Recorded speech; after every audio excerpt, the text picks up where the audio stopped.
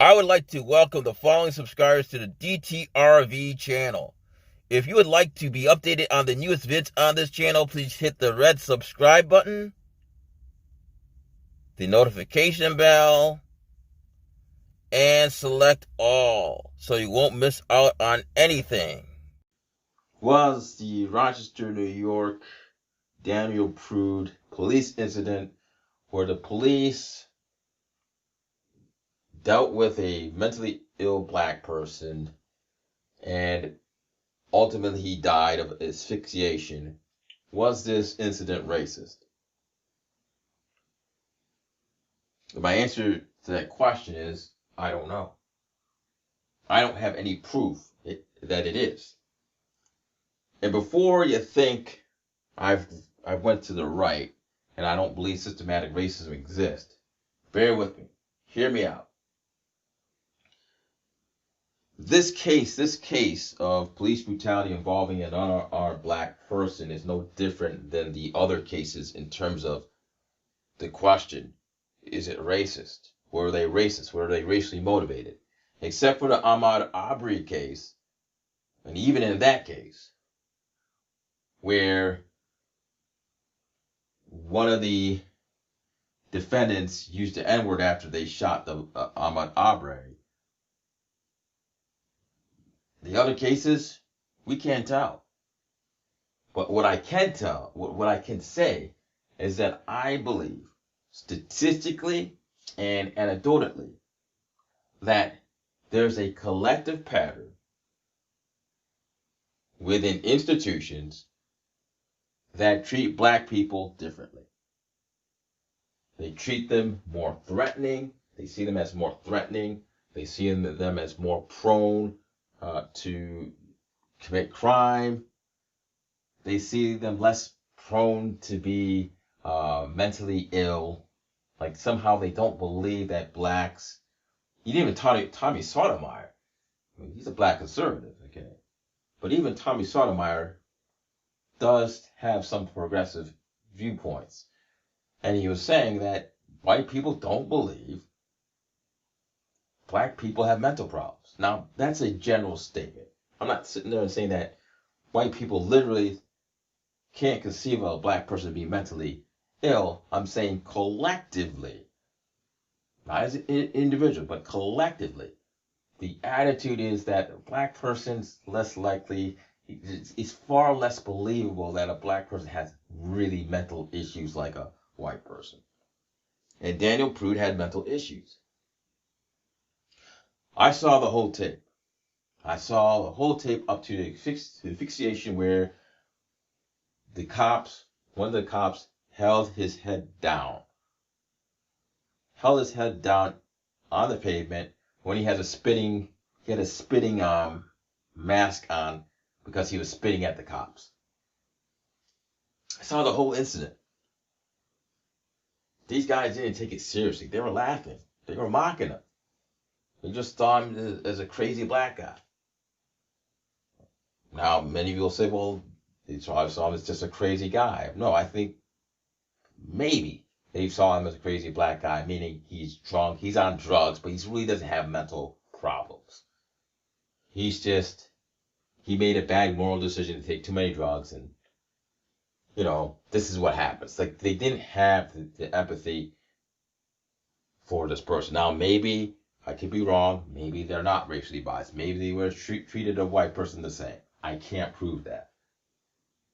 But what I can tell you is that collectively, we see a pattern. We see a pattern of how blacks are treated when they have mental issues. They're not as believable towards whites or even towards blacks.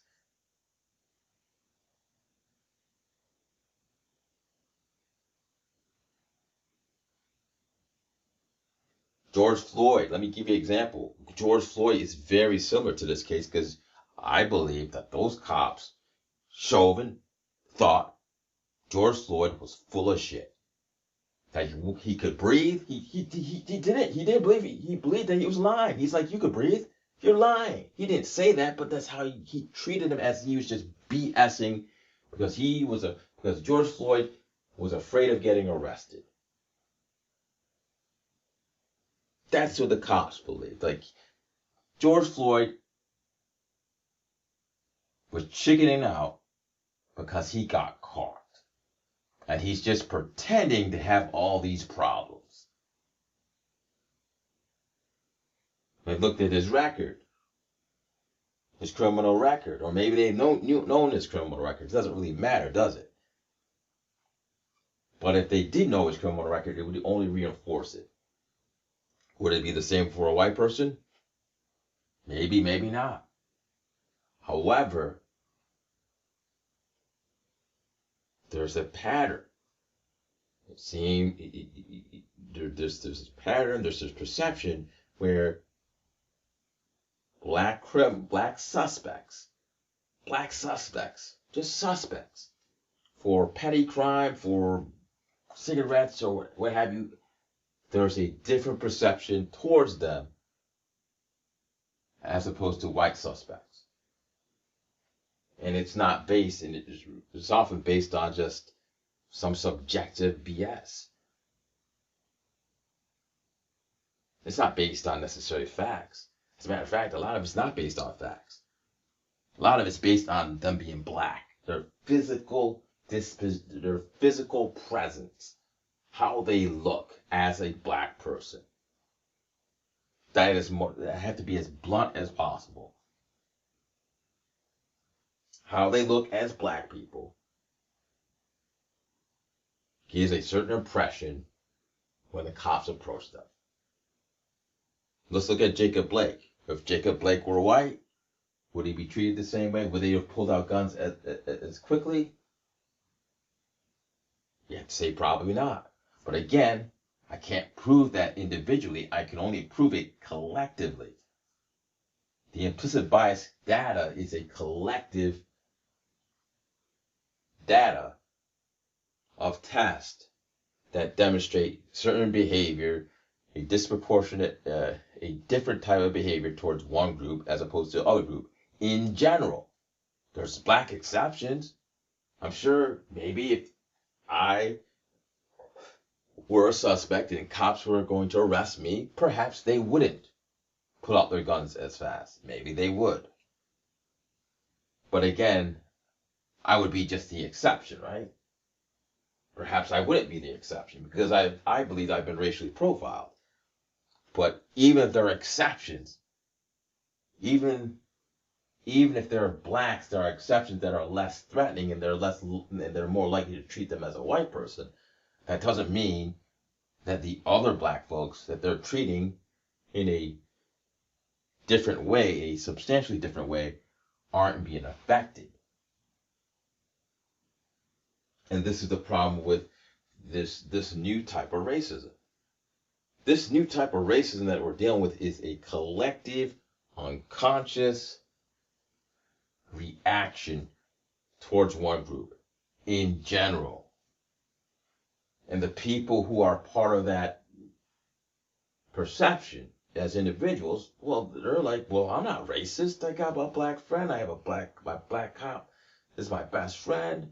Or they know black people and they have no ill will towards them. They may not be best friends with them, but they don't hate them. See, you have all these things going on. And this is why the old school racism of the South was better in some ways.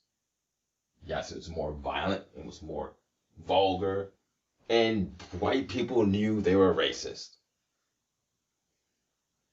The Southern segregationists, even if they didn't say they were racist, they believed in racist ideas. They believed in racial ideas. They believed in segregation. They said they believed in segregation. They believed that blacks were more prone to crime. They would say that. They would tell you, yes, I'm going to pull over a boy or N-word faster than a white person. They knew it and they defended it and they justified it. And this new modern racism, a lot of white people, a lot of black people have no clue. It's a subconscious, indirect, subtle reaction that people are unaware of, that it's hard to measure. And that's unfortunate because that is the tragedy of many of these incidences, which are assumed to be racist. And the reason why they're assumed to be racist and assumed to be racially motivated is because of the collective pattern that is directed towards one group, a negative directed pattern. If you enjoyed this video and support progressives like the Young Turks, Secular Talk, David Pac-Man, Vosh, please visit the Debunk the Right channel, where there are over 75 videos which debunk right-wing nonsense from the likes of Officer Tatum, Ben Shapiro, Candace Owens, and the loudmouth of Crowder, Steven Crowder. You can access this channel by either hitting the channel icon below this vid or clicking the link in the pinned comment in the comments section.